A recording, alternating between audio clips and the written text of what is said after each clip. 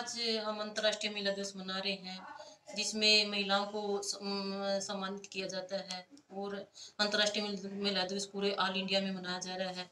जो महिलाओं को सम्मान इस दिवस पे जो भी सम्मानित महिलाएं हैं या जो भी जिसको अचीवमेंट अच्छी है उसको भी प्राइज भी दिए जा रहे हैं। और जो हमारा सम्मान पहले नहीं होता था, महिलाएं पुरुषों से पीछे थी, जो अब आज के समाज में महिलाएं सबसे आगे चल रही हैं। और एजुकेशन में देख लीजिए, आप किसी भी डिपार्टमेंट में जाके देख लीजिए तो महिलाएं सबसे आगे हैं। मैं ये चाहती हूँ कि महिलाएं आगे बढ़ें, जो पुरुष को कंधे से कंधा मिलाकर चलती हैं। आप घर से ही लगा लीजिए, घर में महिला बेटी पैदा होती है, बेटी के पैदा होने पर इतनी खुशी नहीं मनाई जाती जो बेटा पैदा होने पर खुशी मनाई जाए। अगर उसी बेटी की पैदा होने पर खुशी मनाई जाए और उसकी परवरिश अच्छे से की जाए, वो भी एक अफसर बन सकती है और समाज में अपने माँ बाप का नाम रोशन कर सकती है।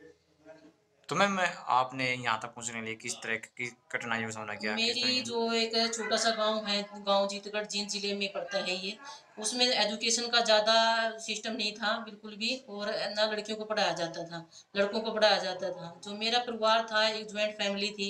मेरे फादर जॉब में थे, लोग ऐसे थे आंगनबाड़ी वर्कर, आंगनबाड़ी में।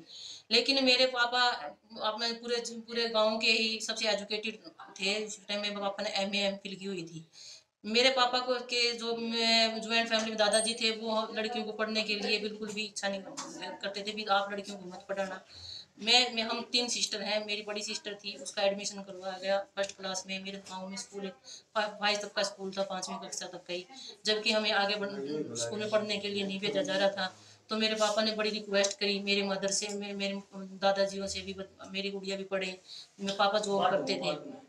तो मैं एक जो 12th से 10th तक का सिस्टम था मेरा गांव में हुआ, गांव ऊपर में हमने स्कूल में एजुकेशन ली। और उसके बाद 10th के बाद मैं एक गेम करती थी कबड्डी, जिसमें मैं स्कूल नेशनल 8th क्लास में खेल गई थी। 10th क्लास में मैं सीनियर नेशनल भी खेल गया।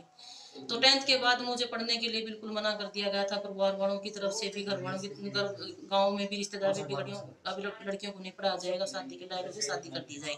मेरी बड़ी सिस्टर की शादी कर दी थी, जबकि मैं पढ़ना चाह रही थी। तो मैंने मेरे फादर से बड़ी रिक्वेस्ट करी, तो मेरे मामा जी थे जो पुलिस डिपार्टमेंट थे, उन्होंने मुझे मोटिवेट किया और एडमिशन खुद बोला मैं खुद एडमिशन करवाऊंगा गुड़िया का, और ये गुड़िया पढ़ ले। मैंने जाट सीनियर सेकेंडरी स्कूल से अपनी 12th पास की। उसके बाद मेरी शादी होगी।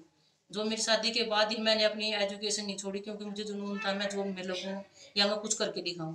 मैंने 12th के बाद, अपनी शादी के बाद भी मैंने अपनी एजुकेशन साथ में अपनी एजुकेशन करती रही, और अपने परिवार को भी संभाला। जबकि मेरे माता पिता का बड़ा सपोर्ट रहा है मेरे साथ में। परिवार का तो फैमिली, ज्वाइंट फैमिली में कोई लड़कियों को पढ़ने भी नहीं देते थे। लेकिन उसके बाद, शादी के बाद, मैंने अपनी ग्रेजुएशन कंप्लीट करी, एमए कंप्लीट की, एमफिल भी कंप्लीट करी। मेरे 2006 में गुड़िया हुई, बड़े बड़ी गुड़िया हुई। तब उसके बाद मैंने अपनी एजुकेशन भी, फिर भी मैंने अपनी एजुकेशन साथ में रखी, और मैंने साथ में ही प्राइवेट स्कूल में जॉब भी की। उसके बाद मैं एजुकेशन के साथ साथ मैंने 2010 में पुलिस डिपार्टमेंट में फॉर्म भरा, और उसके बाद मैं पीएसआई के पद पर 2010 में नियुक्त हुई। के बाद मैं ट्रेनिंग के टाइम में मैंने गुड़िया को छोड़ना पड़ा। उसके बाद फिर मैंने अपनी एजुकेशन ली, साथ में एजुकेशन करती, मैंने एमफिल भी उसके बाद की। लेकिन उसके बाद जब मेरी पोस्टिंग इस डिपार्टमेंट में आई, तो मुझे भी जुनून था कि मैं भी किसी डिपार्टमेंट में जाऊँ, या अपनी जो पहले मुझे सोचा नहीं थी कि पुलिस डिपार्टमेंट में नौकरी करूँगी। इस डिपार्टमेंट में आने के बाद मुझे लगा कि मैं मेरी ऐसा जिंदगी जीऊँगी कि बिल्कुल अकेले में जी रही थी। वही हम महिलाएं तो सहन करती हैं चीज़ें, लेकिन मुझे इसमें डिपार्टमेंट में आने के बाद मुझे सब चीज़ों का पता चला, अपनी ज़िंदगी के बारे में पता चला, अपनी लाइफ के बारे में पता चला। और लोगों को न्याय दिलाने के लिए जो लेडीज गांव में सहन करती हैं, जितनी भी हरासमेंट सहन करती हैं, हस्बैंड की करती हैं, मैंने हर चीज़ को देखा था। उसके लिए फिर मैं महिला थाने में पोस्टेड हुई। उसके बाद जो भी हमारे पास क्राइम आते हैं, मैं सभी की दिल से सुनती हूँ, और मुझे पता है क्राइम कहाँ पर कहाँ हुआ है। क्योंकि मैं इस चीज़ को सहन करके मैं निकल चुकी हूँ। तो मुझे हर बात का पता होता है भी किस आदमी ने क्राइम किया है, कैसा क्राइम किया है, इस लेडीज़ के साथ क्या क्राइम हुआ है। तो मैं अब इस चलो चलो मैम बोलो बोलो। इस डिपार्टमेंट में आने के बाद ही मैं मुझे हर चीज़ का पता चला। मुझे पहले अपने राइट्स का पता नहीं था किसी भी तरह का। मैं पढ़ती गई, मुझे ये नहीं पता था भी इसमें राइट्स क्या है, मेरे राइट्स क्या हैं। लेकिन अब हमें से हर चीज़ का पता है, हमें क्राइम का पता है, हमें लॉ का पता है, हमें हर चीज़ का पता है कि मैं किसको न्याय दिला सकती हूँ। जी मैम आप। मेरे परिवार में जो मेरे मायके में फैमिली थी वो ज्वाइंट फैमिली थी। मेरे दादाजी 4 भाई थे, जबकि मैं मेरे फैमिली में जो मेरे गांव की फैमिली है, मदर फादर थे, उस फैमिली में और मेरे ससुराल में मैं ही एक ऐसी लड़की हूँ जो मैं जॉब में लगी हूँ अब तक।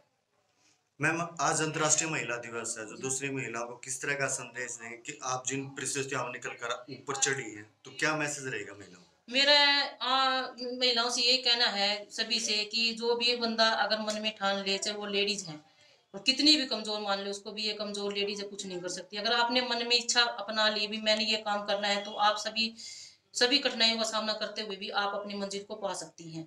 तो मैम शायद जिस तरह ट्रेनिंग थी आपकी उस टाइम बच्चे छोटे थे, तो किस तरह की परेशानी आपको झेलनी पड़ी? उस टाइम पे जब मैं ट्रेनिंग करती थी तो मेरी गुड़िया छोटी थी। मैंने मैं उसको ठीक है। अपने सास ससुर के पास ही छोड़ा हुआ था। जबकि उसके बाद फिर मेरे उस ट्रेनिंग के बाद भी मैंने जब डिपार्टमेंट में ज्वाइन कर लिया था, उसके बाद भी मेरे पास एक गुड़िया हुई है। मेरे पास भी 2 गुड़िया हैं, जबकि मुझे कभी इच्छा ही नहीं थी कि मेरा लड़का हो।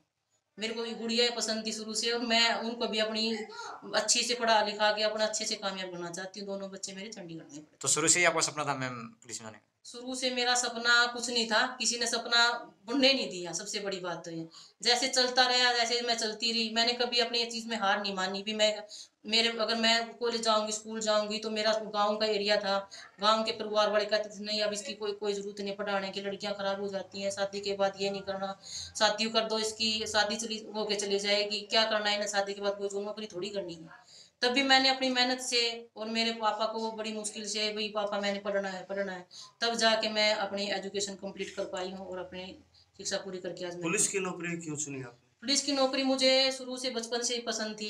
क्योंकि मैं जब गेम करती थी तो मैं एक बार गेम करने के लिए गई, मुझे एक लड़की, मैंने पंजाब में गई हुई थी, मैंने यूनिफॉर्म में देखा था उसको। तो मुझे भी बड़ी इच्छा थी कि मैं भी एक यूनिफॉर्म पहनूं, और मुझे यूनिफॉर्म इतनी पसंद थी कि मैं आपको बता भी नहीं सकती कैसे पसंद।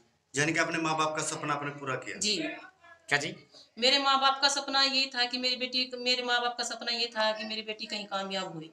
लेकिन उन्होंने, मेरे जो पिताजी थे, उनकी ज्वाइंट फैमिली होने के कारण जो फादर का उनके ऊपर दबाव था, भैया इनको पढ़ाना नहीं, ये नहीं करना, तो इस कारण से मेरे पिताजी थोड़ा सा मुझे मोटिवेट नहीं कर पाए थे। लेकिन बाद में पिताजी ने भी बड़ा मोटिवेट किया। शादी के बाद मैंने एजुकेशन सारी रेगुलर की।